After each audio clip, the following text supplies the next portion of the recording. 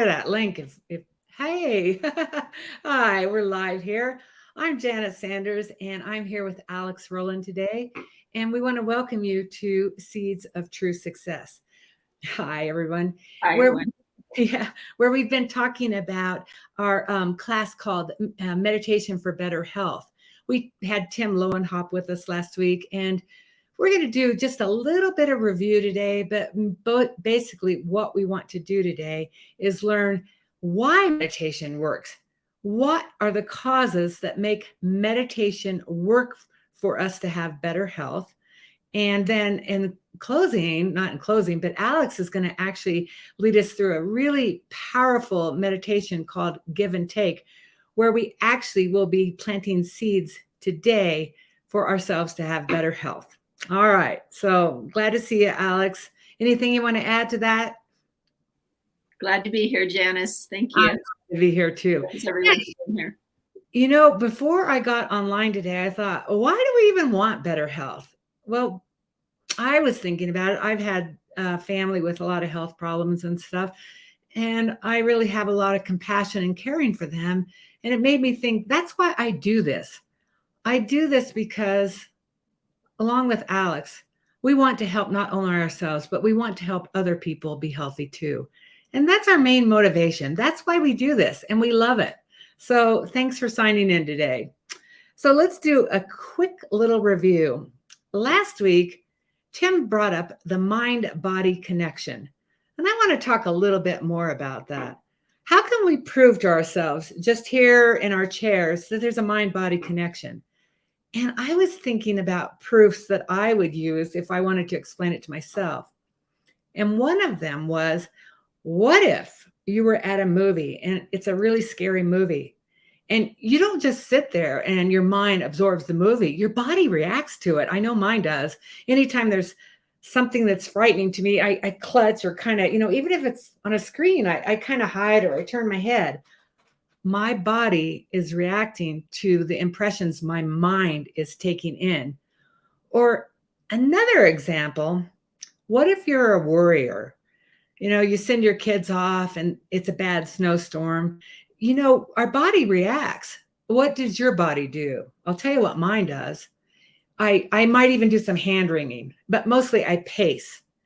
But the bottom line is my mind is not focused because I'm worried. I can't do anything that's productive.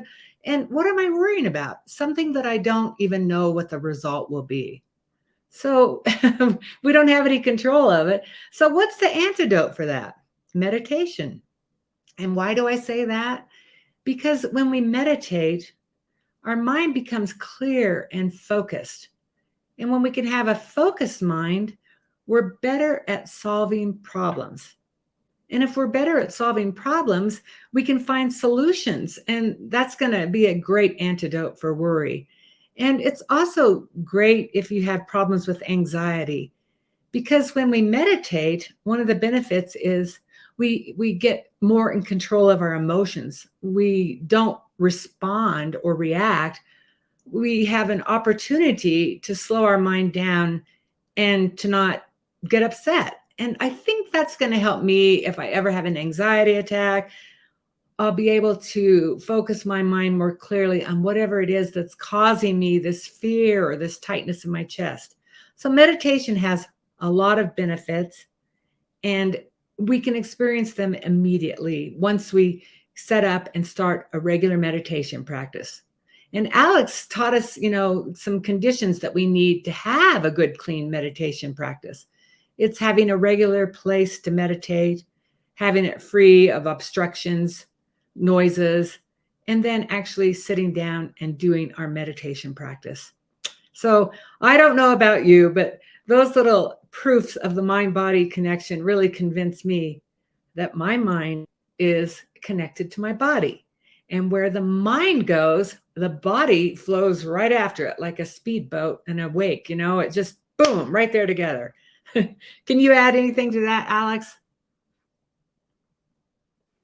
Well, that's really well said. Thank you. Yeah, I think you've got that, Janice. Today I was at a class, brain dance, anti-aging dance. And I was thinking about, all those connections in the mind. And my mother had Alzheimer's. So, keeping the brain healthy too, which is a part of our body, but brain health, it's so closely related to our mind, the brain and the mind. What's the difference between the two? But, they're right there together, keeping us healthy or not. Right. That's great. I'm really glad to hear that. Just hearing you share that is like giving me information that if I want to be healthier, maybe I should join you at this brain class. And that's a key thing, sharing information with your friends about how to be healthy. It will plant seeds for you to be healthier. That's one of the great benefits of meditation too. It helps us. We set the object of our meditation on becoming more healthy. And then when we make that the object of our meditation, we oftentimes start doing healthier habits. And then we just start eating better, maybe doing a little more exercise. And then the key to it is helping others be healthy. So thanks for sharing that, Alex. So what does meditation have to do with brain dance that Alex went to? Meditation waters the seeds. But what seeds are we watering? We're watering the seeds of helping other people be healthy. So that's the connection between meditation and helping others. Helping others, whether it's by the healthy habits that we learn because our mind is slowed down and we're more focused, sharing them with others, tips to help others be healthy. Or it could just be, taking someone to the doctor. Or, what about picking up trash or picking up after your dog? You're going to create a healthier environment. Wouldn't that be seeds to plant? Wouldn't that plant seeds for better health? I think it would for me, and anything you do, giving people a glass of water, reminding them to drink, even contributing to charities that make clean water for other people. All of those are seeds that you can water for your own better health. But to make those seeds ripen much quicker, we need to water them. And that's what our meditation does. So we need to have a good meditation. So how do we make our meditation better? Well, if our health comes from seeds, so does our meditation. Our meditation comes from seeds that we plant by how we treat other people. Now, if you remember, seeds are created in our mind by what we think, by what we say, and what we do. Our mind works like a tape recorder or a video camera or your cell phone recording things, and it records things, and it creates a cause that's going to ripen in my future. So what I'm doing right now today is creating causes for next week. So hopefully I'm planting good seeds because I want to enjoy next week. I want to have fun. I want to get things done. I want to have fun, and I want to feel good. So if we want that healthy meditation, there's a list of 10 things. It's like 10 good things we can do for a healthy meditation, and it all involves how we treat other people. And the first one of those is, taking care of other people, protecting their lives, not talking on your cell phone when you're driving, eating healthier food. And this is a big one for me. I really try to buy organic food because there's a chain of people that produce that food and bring it to me. So if I'm buying organic food, it's not loaded with pesticides. So I'm not contributing to pesticides being dripping into the ground, being washed off and rinsed into our water sources. I'm also protecting the people that handle the food because they're not getting those poisons and stuff on their hands, as well as all the little bugs and pollinators that we desperately need. So by just doing that simple thing, I have a lot of things that I'm protecting life for. The second one is to be really careful with other people's things, and not just their property and their belongings, but their time. Really respecting their time and not wasting it, because that's one thing they can never get back, their time. And the third one is protecting their relationships. not just romantic relationships, but if you're working with people and you see two people chumming up and they're good friends and they work really well together, make sure you don't do anything to disturb that. So you protect other people's relationships, all of them, family relationships, coworkers, romantic relationships. Don't do things that would hurt them. And the fourth one is tell the truth. I was thinking if you lie, the result of lying is that nobody's going to believe you. So if you're like the little boy who cried wolf and you lie and lie, sometime when you're telling the truth, no one will believe you and you won't get the help you might have wanted. Just like that little boy who cried wolf too many times. Okay. So after that, it's the fifth one is, speak to bring people together. There's so many times that it's entertaining to gossip or complain about people. But even if you're not involved in that gossiping, because I've been trying this one, I'm trying not to gossip, but I'll be walking along with other people and I'll notice that I'll lean in when I hear them starting to talk about someone else. And you know what it does? It actually contaminates my mind so that I don't think as highly of that person that I don't even know. So it's really important that we avoid divisive speech, gossiping, complaining. And then let's see, I have a list in front of me. I have to look at it. Oh, don't say mean things. You can say mean things in a lot of ways and it hurts people's feelings. So just don't do it. You can say like, have a great day and mean just the opposite. It's your attitude behind it. Really try to say nice things. And I thought about this. Let's just say you run into somebody who's really sad and they don't even expect it, but you smile at them, nod at them. They're meeting you on the sidewalk and you say, hey, how's it going? You don't know how you've changed that person's life. So try to do the best thing you can do. Okay. And then another thing about not wasting time is to not talk about meaningless stuff. And what comes to mind is, repeating political party ideas or what movie stars did. That's not going to affect our life in a positive way, and it's not going to change anything for the better. So let's just avoid the meaningless speech. And the next one is, when someone gets something nice, and maybe it's something that you wanted, but your friend got it, be happy for them. Because it's my belief, and you can prove it to yourself, that if you see your friend get something nice and you're really happy for them, that you'll get something nice when it's your turn too. So why not just be happy? It feels good anyway.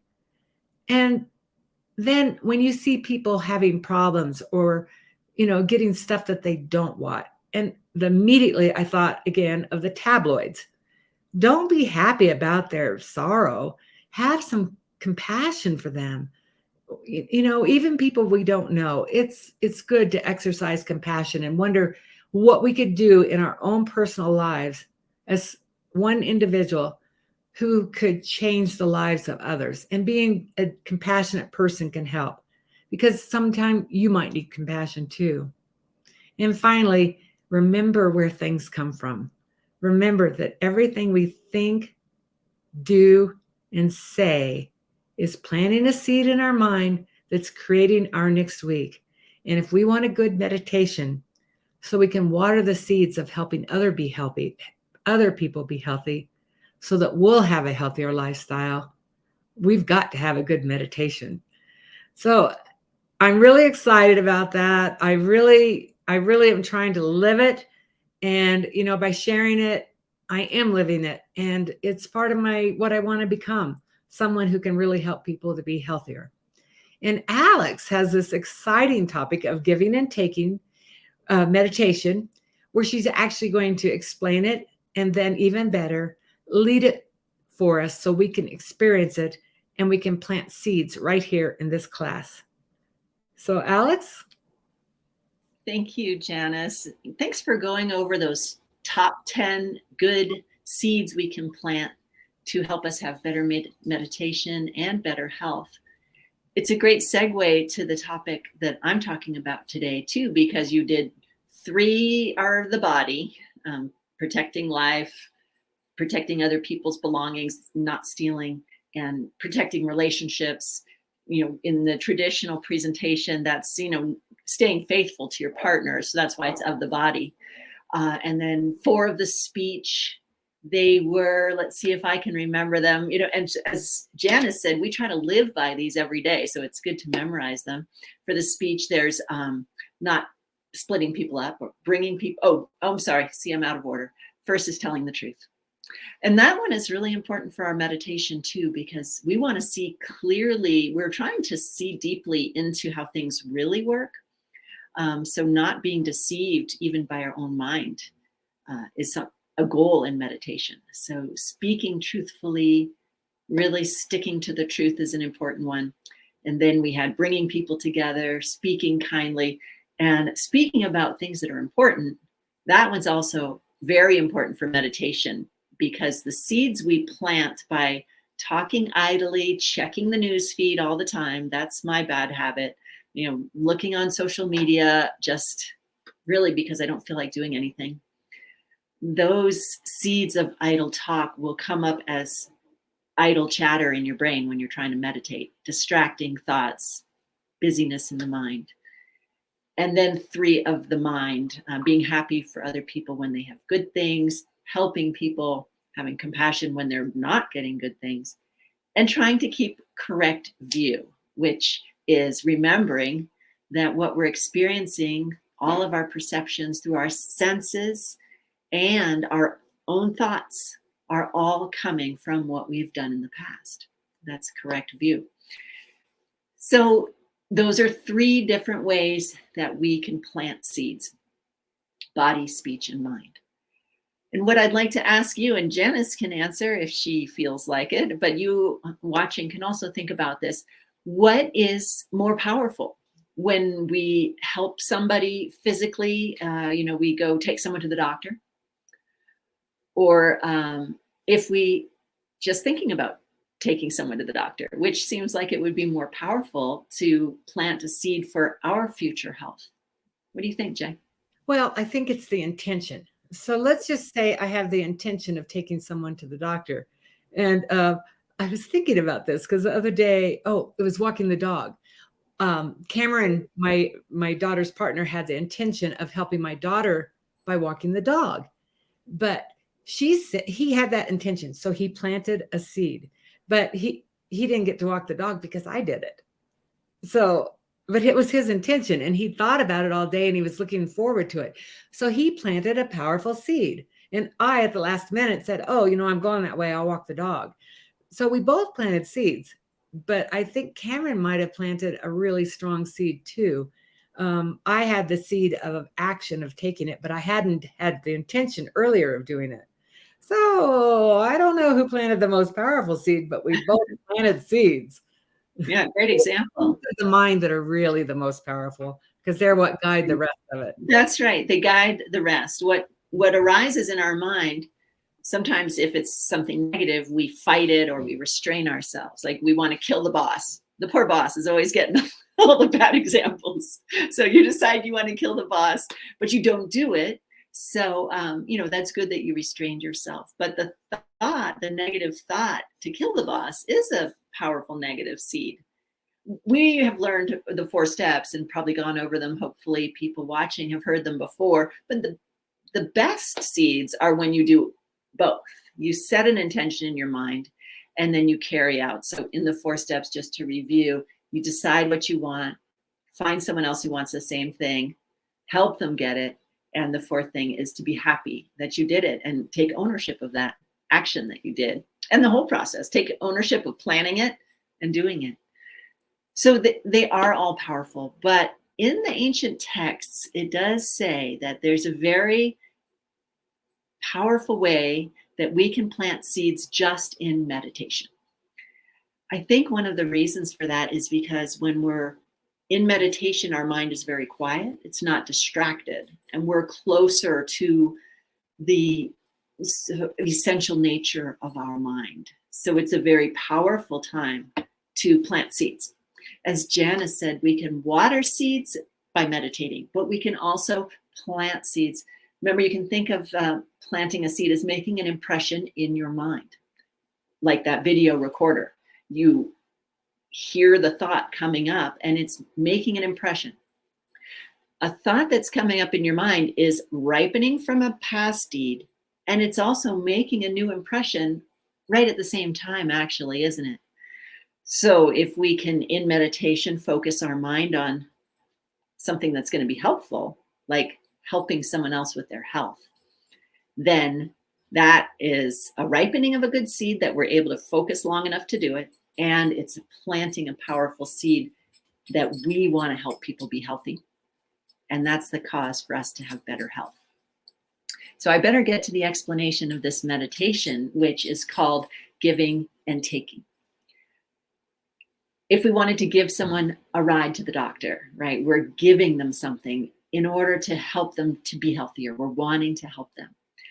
And this meditation is about that. It's about wanting to give somebody great health.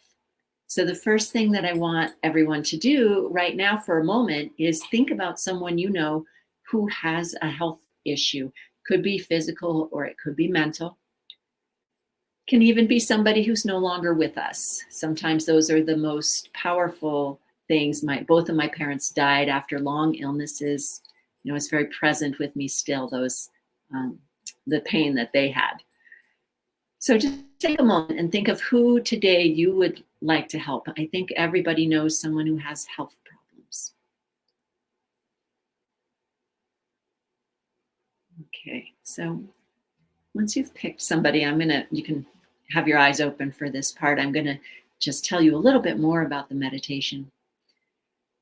We want to give this person something, but if they're in a lot of pain, we want to actually take that away first.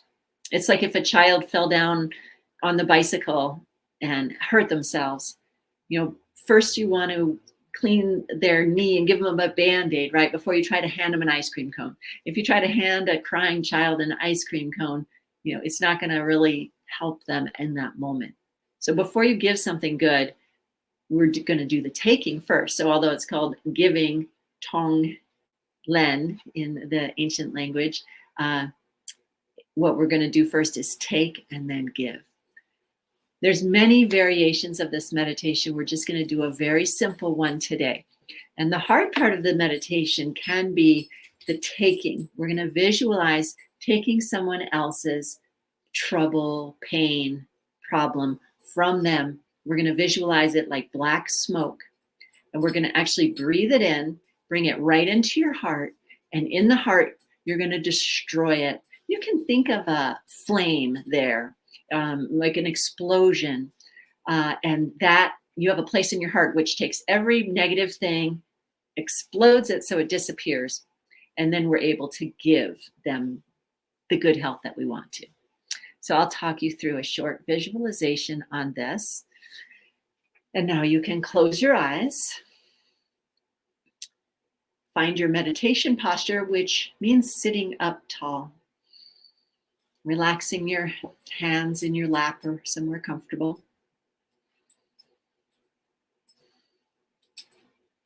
Take a couple of breaths to bring your mind inward.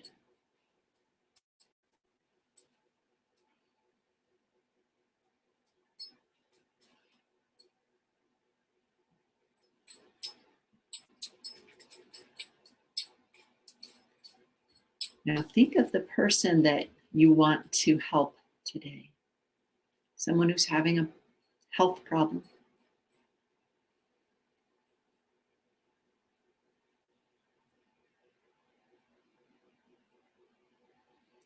Think of where they might be right now, or picture them in their own room, somewhere peaceful, sitting in a chair, sitting on their bed, or wherever you think that they would be resting. Try to picture them.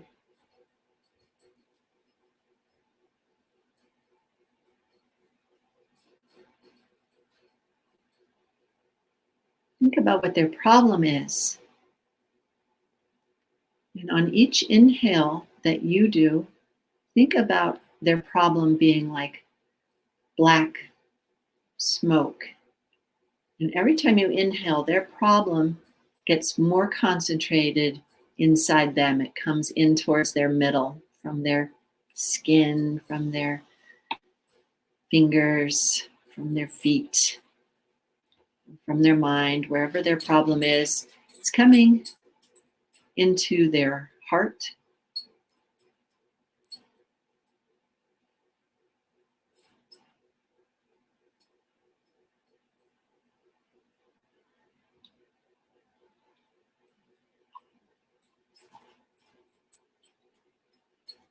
And once you can visualize that black ball of smoke inside of them, your inhales are going to start drawing that from them up their throat,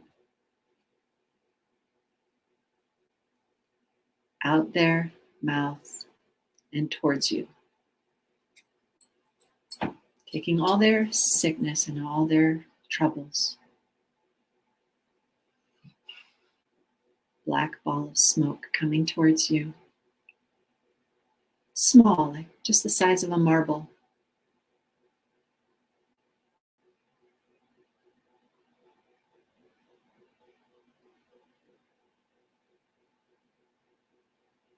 Try to visualize that now just right under your nostrils. Thinking this is their pain that I'd like to take from them.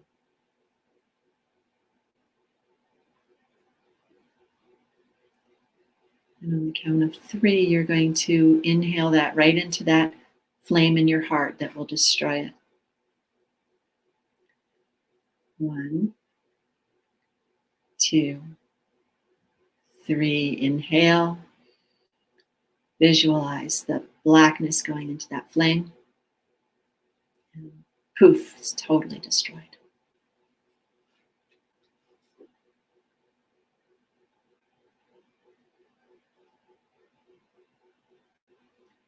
Picture that person again as you were in, and see if you can notice that they have received relief. They feel better. A release from their pain.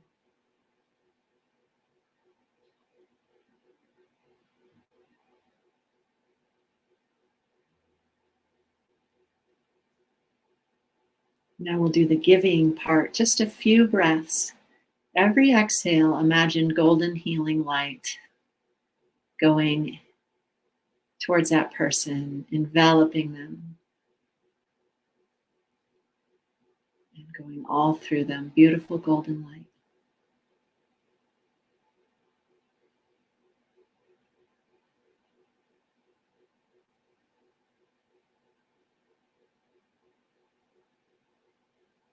Each exhale, you know that they're getting exactly what they need to feel great. Peace, relaxation, whatever they need.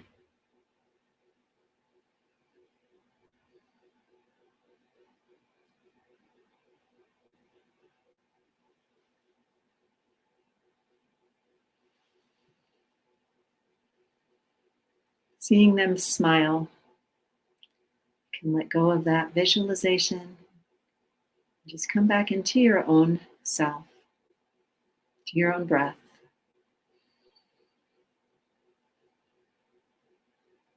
Opening your eyes when you're ready. Take a little stretch. That's just a taste of taking and giving and taking. It's giving and taking is the traditional Tonglen, giving and taking. The question comes, did you really help that person by doing this? Will they be healthier? You planted a seed in your own mind of seeing yourself willing to help somebody, wanting to help somebody, and trying. Will they feel healthier? Janice, what do you think? Well, I'll see them as healthier. And, they have their own seeds. So they'll feel healthier if they're helping someone else. But we did plant seeds to see them healthier. We planted a seed to see that. And it plants a seed in us to be healthier too, because we are trying to help someone. We're willing to take their pain. So, Alex, what do you think? I mean, That's a powerful seed, being willing to take someone's pain. And in action, we're not always ready or able or know what to do that, right? I mean, we don't know how to take people's pain away from them. So that's one benefit of this meditation. And as you pointed out, we can't plant seeds for other people. So if somebody is unhealthy, that's coming from their past deeds as well. But for us to see unhealthy people and our loved ones to be unhealthy, that's coming from us, because our environment is coming from us, as well as what we perceive in ourselves, what we perceive in others. So we can see people as healthier by practicing this seed system. And I hope that we do. Well, I'll say a final word and then I'll turn it over to Janice again. Thanks all for joining us, everybody. This is a very deep meditation, actually, and we just gave you a little taste of it. It has a lot of variations. It's called Tonglen, but it gives us a little idea of how we can use our minds in meditation to plant powerful seeds for health. And that's what we wanted to give you a taste of today. So thanks for joining us. And Janice, as always, thank you so much for being my partner in teaching and my great friend and great business partner. So. Thank you, Alex. Thank you, Michelle, for the tech. And yeah, when we do Tonglen or giving and taking, or just using seeds to help ourselves be more healthy, we're actually planting seeds where we're going to start seeing our world more healthy. We can't help it. So thanks for tuning in. Thank you, Alex. Everything right back at you. Thank you, Michelle. Bye-bye, everyone. Thank you, Michelle. Goodbye, everybody.